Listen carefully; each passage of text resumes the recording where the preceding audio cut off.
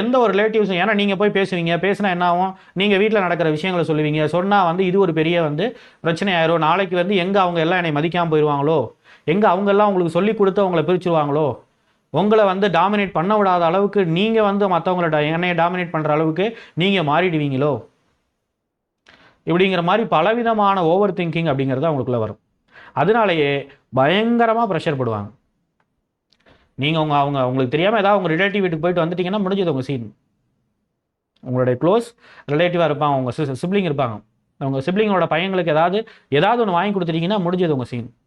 அவ்வளோதான். நீங்கள் அன்றைக்கி வீட்டுக்கு போகிறதே மறந்துடணும். அன்றைக்கி நிம்மதியான தூக்கத்தையே நீங்கள் மறந்துடணும். என்னைக்கு இருந்தது அன்றைக்கி இருக்கிறதுக்கு என்ன, இந்த மாதிரியான மிகப்பெரிய ஒரு டார்ச்சரை வந்து அவங்க கொடுப்பாங்க. நம்ம ஹியூமன் எக்ஸ்பர்ட் ப்ரெசென்ட் பண்ணுற narcissist free life webinar zoom மீட்டில் தமிழ்லேயே நடக்க போது உடனே என்ரோல் பண்ணிக்கோங்க.